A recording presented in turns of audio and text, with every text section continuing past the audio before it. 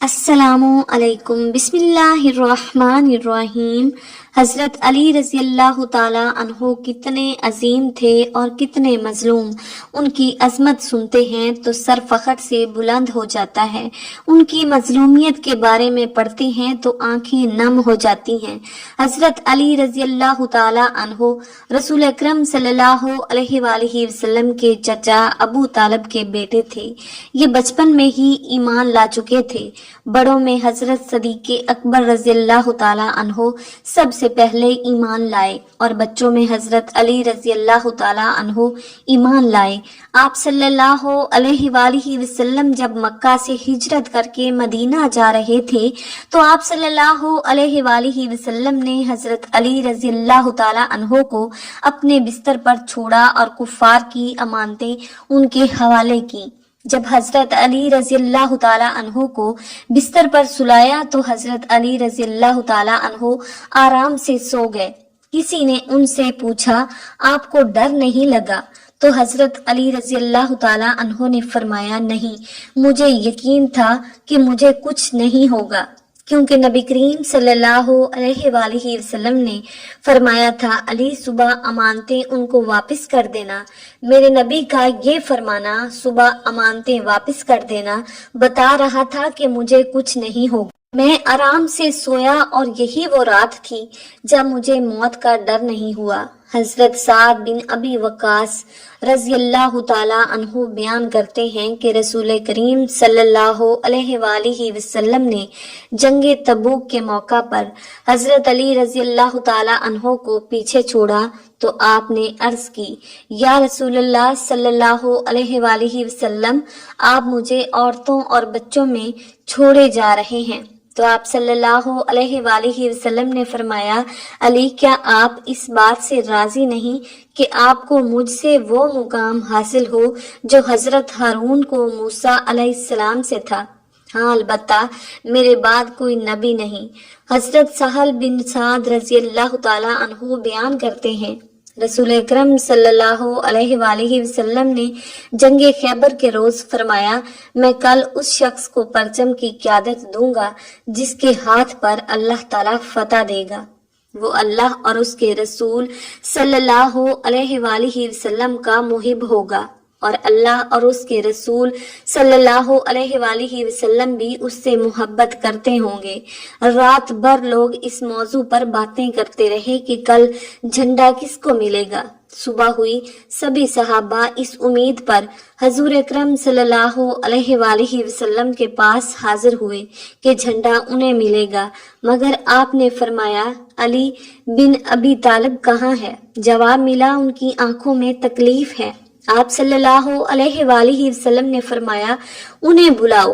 جب حضرت علی رضی اللہ تعالیٰ عنہ حاضر ہوئے تو حضور اکرم صلی اللہ علیہ وآلہ وسلم نے ان کی آنکھوں پر اپنا لاب دہن لگا کر دعا کی تو آپ ٹھیک ہو گئے، گویا آپ کو تکلیف ہی نہ تھی۔ پھر آپ نے انہیں پرچم عطا کیا۔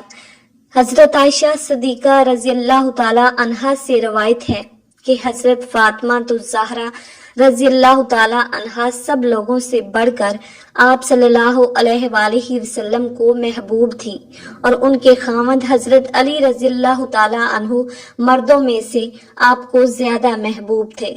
حضرت عبداللہ بیان کرتے ہیں کہ حضور نبی کریم صلی اللہ علیہ وآلہ وسلم نے سیدہ فاطمہ الزہرا رضی اللہ تعالیٰ عنہا سے فرمایا، تو راضی نہیں کہ میں نے تیرا نکاح امت میں سب سے پہلے اسلام لانے والے، سب سے زیادہ علم والے اور سب سے زیادہ بردبار شخص سے کیا ہے؟ حضرت عبداللہ بن حکیم سے روایت ہے کہ نبی کریم صلی اللہ علیہ وآلہ وسلم نے فرمایا کہ اللہ تعالیٰ نے معراج کی شب وحی کے ذریعے مجھے علی کی 3 صفات کی خبر دی۔ اول یہ کہ وہ تمام مومنین کے سردار ہیں، دوم متقین کے امام ہیں، سوم قیامت کے روز نورانی چہرے والوں کے قائد ہوں گے۔ حضرت عبداللہ بن عباس رضی اللہ تعالیٰ عنہ سے روایت ہے کہ رسول اللہ صلی اللہ علیہ وآلہ وسلم نے فرمایا کہ حضرت علی رضی اللہ تعالیٰ عنہ کے چہرے کو دیکھنا عبادت ہے۔ حضرت عائشہ صدیقہ رضی اللہ تعالی عنہا فرماتی ہیں، رسول اکرم صلی اللہ علیہ وآلہ وسلم نے فرمایا، علی کا ذکر عبادت ہے۔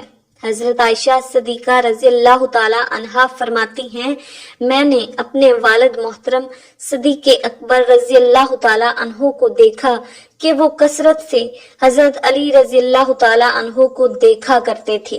میں نے اس بارے میں استفسار کیا تو آپ رضی اللہ تعالی عنہ نے فرمایا کہ میں نے نبی کریم صلی اللہ علیہ وآلہ وسلم کو یہ فرماتے سنا ہے، علی کے چہرے کو دیکھنا عبادت ہے، علی کا چہرہ دیکھ کر میں عبادت کر رہا ہوں۔ محترم ناظرین، ہم یہاں آپ کو ایک اور پہلو بھی بتاتے ہیں۔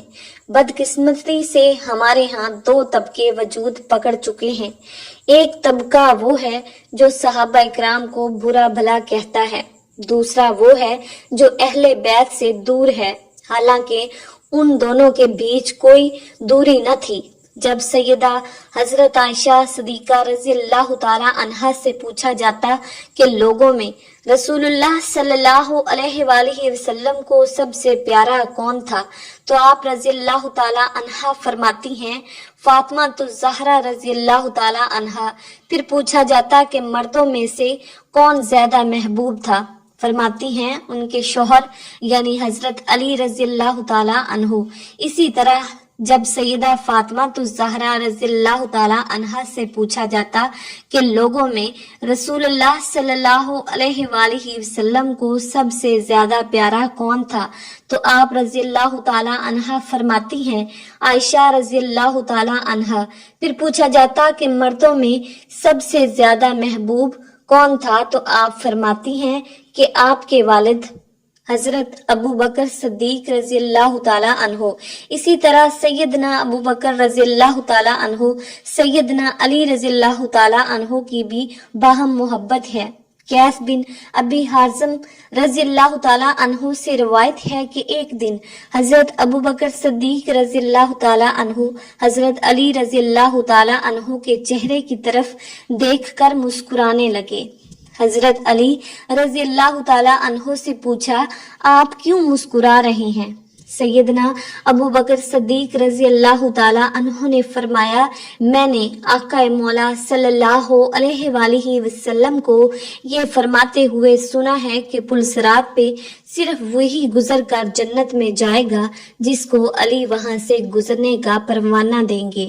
اس پر سیدنا علی رضی اللہ تعالی عنہ ہنسنے لگے اور فرمایا، اے ابو بکر، آپ کو بشارت ہو، میرے آقا مولا صلی اللہ علیہ وآلہ وسلم نے یہ بھی فرمایا ہے کہ اے علی، پل صراط پر سے گزرنے کا پروانہ صرف اسی کو دینا جس کے دل میں ابو بکر کی محبت ہو۔ حضرت علی رضی اللہ تعالی عنہ سے روایت ہے کہ عمر اہل جنت کی چراغ ہیں۔ حضرت علی رضی اللہ تعالی عنہ کا یہ ارشاد حضرت عمر رضی اللہ تعالی عنہ تک پہنچا تو آپ بعض صحابہ کے ہمراہ حضرت علی رضی اللہ تعالی عنہ کے گھر تشریف لائے اور دریافت کیا، اے علی، کیا تم نے سنا ہے کہ حضور اکرم صلی اللہ علیہ وآلہ وسلم نے مجھے اہل جنت کا چراغ فرمایا ہے؟ حضرت علی رضی اللہ تعالی عنہ نے فرمایا، ہاں میں نے خود سنا ہے۔ حضرت عمر رضی اللہ تعالی عنہ نے فرمایا، اے علی، میری خواہش ہے کہ آپ یہ حدیث میرے لیے تحریر کر دیں۔ سیدنا علی رضی اللہ تعالی عنہ نے یہ حدیث لکھ دی۔ وہ یہ بات ہے جس کے ضامن علی ابن ابی طالب ہیں۔ عمر بن خطاب رضی اللہ تعالی عنہ کے لیے کہ رسول اللہ صلی اللہ علیہ وآلہ وسلم نے فرمایا، ان سے جبرائیل علیہ السلام نے، ان سے اللہ تعالیٰ نے کہ عمر بن خطاب اہل جنت کے چراغ ہیں۔ سیدنا علی رضی اللہ تعالیٰ عنہ کی یہ تحریر حضرت عمر رضی اللہ تعالیٰ عنہ نے لے لی اور وصیت فرمائی کہ جب میرا وصال ہو تو یہ تحریر میرے کفن میں رکھ دینا۔ چنانچہ آپ کی شہادت کے بعد وہ تحریر آپ کے کفن میں رکھ دی گئی۔ تو محترم ناظرین، یہ تھی ان کی آپس کی محبت۔ پلٹتے ہیں واپس فضیلت علی رضی اللہ تعالی عنہ کی طرف۔ حضرت عبداللہ بن عمر رضی اللہ تعالی عنہ سے روایت ہے کہ نبی کریم صلی اللہ علیہ وآلہ وسلم نے صحابہ کے درمیان مواخات قائم کی تو حضرت علی نے اشک بار آنکھوں سے کہا، یا رسول اللہ صلی اللہ علیہ وآلہ وسلم، آپ نے اپنے اصحاب کے درمیان مواخات قائم کی ہے لیکن میرے ساتھ کسی کی مواخات نہیں۔ تو حضور اکرم صلی اللہ علیہ وآلہ وسلم نے فرمایا کہ تو دنیا اور آخرت میں میرا بھائی ہے۔ حضرت علی رضی اللہ تعالیٰ عنہ بیان کرتے ہیں کہ اس ذات کی قسم جس نے دانے کو پھاڑا اور چاند کو پیدا کیا، حضور صلی اللہ علیہ وآلہ وسلم نے مجھے تاکید فرمائی کہ مومن مجھ سے محبت کرے گا اور منافق مجھ سے بغض رکھے گا۔ حضرت ام سلمہ رضی اللہ تعالی عنہا بیان فرماتی ہیں کہ جب رسول اللہ صلی اللہ علیہ وآلہ وسلم حالت جلال میں ہوتے تو حضرت علی رضی اللہ تعالی عنہ کے سوا کوئی شخص آپ سے گفتگو کی جرت نہیں کرتا تھا۔ یہ ہے ان کی عظمت۔ مظلومیت دیکھیں، جب آپ خلیفہ بنے تو آپ کے دور میں کئی جنگیں رہیں، باغیوں نے دو مسلمانوں کے درمیان اختلافات کو بڑھایا۔ جب صلح ہوئی تو خارجی آپ کے خلاف کھڑے ہو گئے، انہوں نے آپ کو اذیتیں دی اور پھر ایک ظالم نے آپ کو شہید کر دیا۔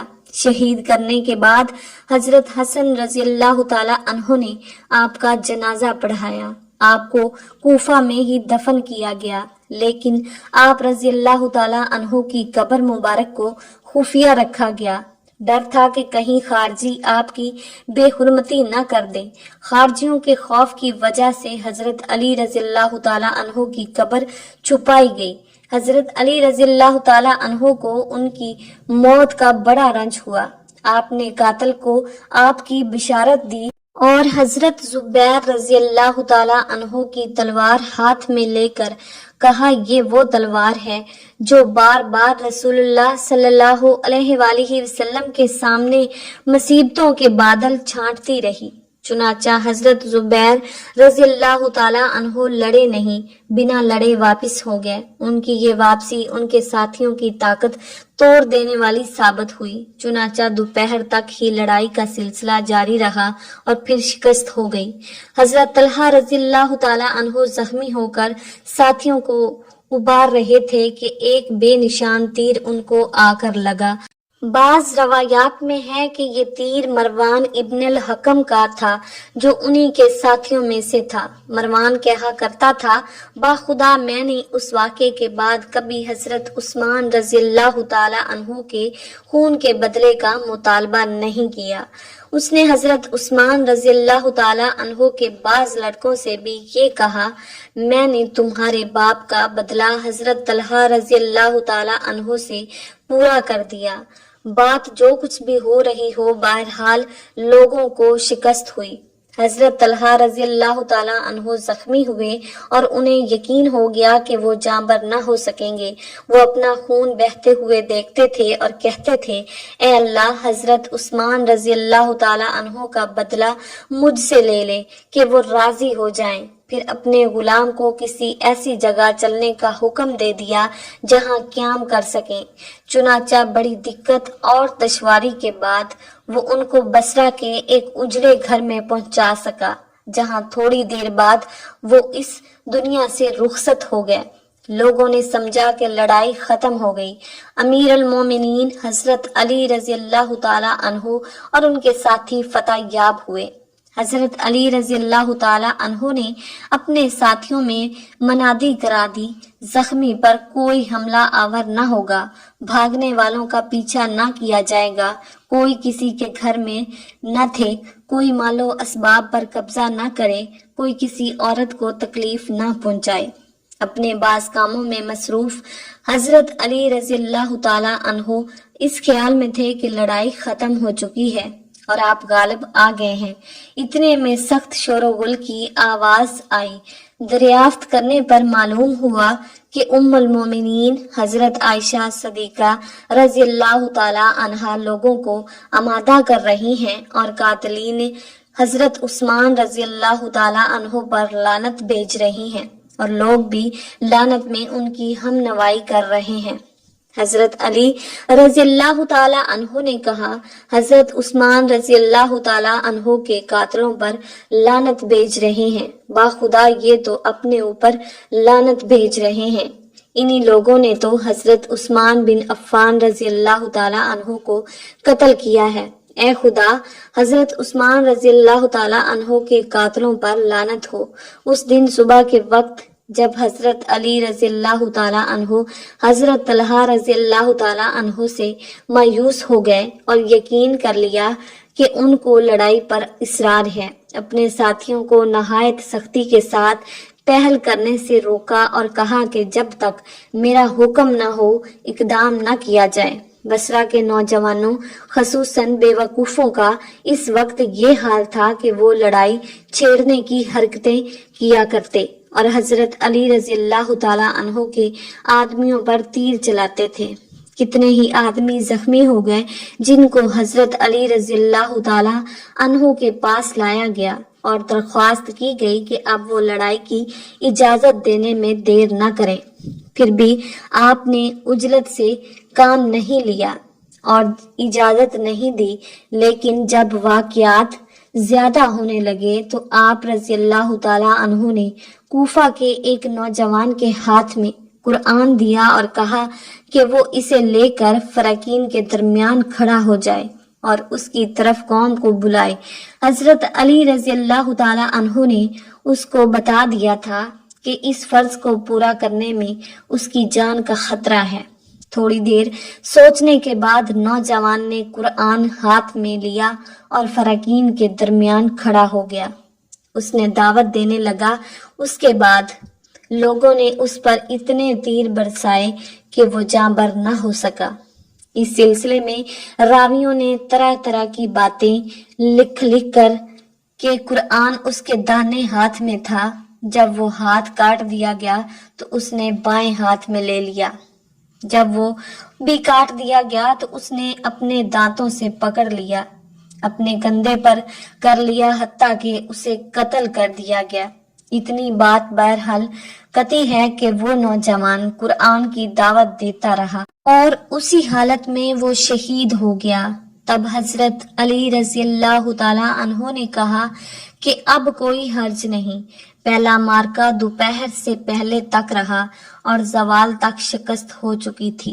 اس کے بعد حضرت طلحہ رضی اللہ تعالیٰ عنہ اور حضرت زبیر رضی اللہ تعالیٰ عنہ کے پرجوش حامی، جن کی قیادت غالباً حضرت عبداللہ بن زبیر رضی اللہ تعالیٰ عنہ کر رہے تھے، آئے اور ام المومنین حضرت عائشہ صدیقہ رضی اللہ تعالیٰ عنہا کو گھر سے نکالا، ایک ہودج میں سوار کیا۔ یہ ہودج آپ کے اسی اونٹ پر رکھ دیا گیا اور پھر میدان مارکہ میں لایا گیا۔ یہ دیکھ کر شکست کھائے ہوئے لوگ ام المومنین حضرت عائشہ صدیقہ رضی اللہ تعالیٰ عنہا کے پاس جمع ہونے لگے۔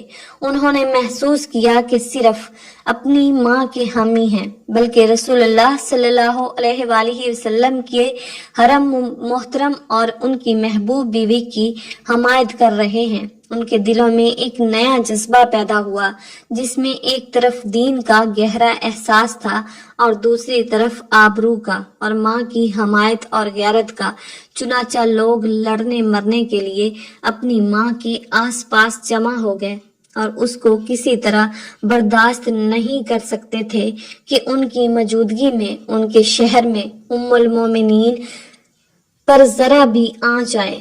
حضرت عائشہ صدیقہ رضی اللہ تعالیٰ عنہ کا اونٹ، جیسا کہ مارکے میں بعض شریک ہونے والوں کا بیان ہے کہ ان کے ہاتھ میں پناہ کا جھنڈا تھا، جہاں پہنچ کر وہ محفوظ ہو جاتے تھے، جس طرح میدان جنگ کے سپاہی اپنے جھنڈے کے نیچے پناہ لیتے ہیں۔ یہ دیکھ کر فاتحہ جماعت بھی بڑی تیزی سے بڑھی کہ جس طرح دوپہر سے پہلے ان سے نمٹ لیا تھا، اب شام تک ان کو بھی ٹھکانے لگا دیں گے۔ اتنے میں بصرہ کے قاضی کعب ابن سور قرآن مجید گردن میں ٹکائے سامنے آئے اور فراقین کے درمیان کھڑے ہو گئے اور لوگوں کو اللہ کی کتاب کی طرف بلانے اور شر و فساد سے روکنے لگے۔ لیکن حضرت علی رضی اللہ تعالی عنہ کے ساتھیوں نے تیر چلا کر انہیں مار ڈالا۔ اسی طرح انہوں نے اپنے نوجوان کا بدلہ لے لیا جو فراقین کے درمیان صبح کے وقت قرآن اٹھائے مارا گیا۔ فراقین میں بڑا سخت مقابلہ رہا۔ حضرت علی رضی اللہ تعالی عنہ کے ساتھی چاہتے تھے کہ کامیابی آنے کے بعد پلٹ نہ جائے۔ حضرت عائشہ صدیقہ رضی اللہ تعالی عنہا کے حامی ام المومنین کے لیے اپنی جانیں قربان کر دینے پر تلے تھے۔ لڑتے لڑتے تھک گئے، ان میں ایک دوسرے سے بیزاری اور مایوسی پیدا ہو گئی۔ آخر میں چیخنے چلانے کی آوازیں فضائیں دائیں بائیں گونجنے لگی۔ لڑنے والوں سے کہا گیا کہ حریفوں کے ہاتھ پاؤں کاٹ دو۔ چنانچہ یہ مذموم حرکت کی گئی۔ بعضوں نے بعضوں کے ہاتھ اور بعضوں نے بعضوں کے پاؤں، پھر جس پر یہ گزرتی وہ خود ہی مرنے پر تیار ہو جاتا۔ حضرت عائشہ رضی اللہ تعالی عنہ کے ساتھی تقریباً شکست کھا چکے تھے، لیکن اونٹ اپنی جگہ کھڑا ہوا اور ہودج اس پر بدستور برقرار تھا، جس پر ام المومنین سیدہ عائشہ صدیقہ رضی اللہ تعالی عنہ بیٹھی لوگوں کو منتشر اور خائف ہونے کے بعد ہمت اور جرأت پر آمادہ کرتی تھی۔ لوگ اونٹ کے پاس آ کر جم جاتے تھے۔ ان کا مقصد فتح یابی یا کامیابی نہ تھا، وہ تو اپنی ماں کی حمایت کرنا چاہتے تھے اور یہ پڑھتے تھے، اے ماں ذرا بھی اندیشہ نہ کرو، تمہارا ہر لڑکا خوفناک مرد میدان ہے۔ اور حضرت عائشہ صدیقہ رضی اللہ تعالی عنہا کا یہ حال کہ وہ اپنے دائیں بائیں اور سامنے کے لوگوں کو جوش دلا کر آمادہ کرتی، اور حضرت علی رضی اللہ تعالی عنہ کے آدمی ان پر چھائے چلے جاتے اور جوش میں یہ پڑھتے چلے جاتے، اے ماں ہم تمہیں بڑی نامہربان دیکھتے ہیں، حالانکہ ماں اپنے بچوں کو کھلاتی ہے اور ان پر رحم کرتی ہے، کیا نہیں دیکھتی ہو کتنے بہادر زخمی کیے جا رہے ہیں اور ان کے ہاتھ اور کلائیاں ٹوٹی جا رہی ہیں۔ اس کے جواب میں حضرت عائشہ رضی اللہ تعالی عنہا کے ساتھی کہتے ہیں، ہم قبیلہ انبا کی اولاد اونٹ والے ہیں، ہم درجے کے لوگوں سے لڑتے ہیں، جب وہ سامنے آئے خون ریزی ہمیں کسی شہید سے زیادہ مرغوب ہے، ہم ابن عفان کے خواہاں ہیں، نیزوں کی نوک سے ہمارا سردار ہمیں واپس کر دو۔ اور بس اسی حالت میں وہ جانیں شمار کر رہے تھے اور یہ شدت کے ساتھ ان پر غالب آ رہے تھے، جب کوئی اونٹ کی نوکیل تک ہاتھ پہنچاتا تھا قتل کر دیا جاتا۔ اس بری طرح کے قتل سے حضرت علی رضی اللہ تعالی عنہ چلا اٹھے اور اپنے ساتھیوں سے کہا کہ اونٹ کو ذبح کر دو، اس کی بقاء میں اربوں کی فنا ہے۔ یہ سن کر ایک ساتھی ٹوٹ پڑا اور اونٹ کو اپنی تلوار سے ذبح کر دیا۔ اونٹ اپنے پہلوں پر گرا اور گرتے ہی اس کے منہ سے ایسی بری چیخ نکلی جو کسی نے اب تک نہیں سنی۔ اللہ تعالی ہمیں نیکوکاروں میں شامل فرمائے اور ہمارا خاتمہ ایمان پر فرمائے، آمین ثم آمین۔ ناظرین کومنٹ باکس میں اللہ تعالیٰ کے 99 ناموں میں سے ایک نام ضرور ٹائپ کیجئے گا۔ شکریہ، اللہ حافظ۔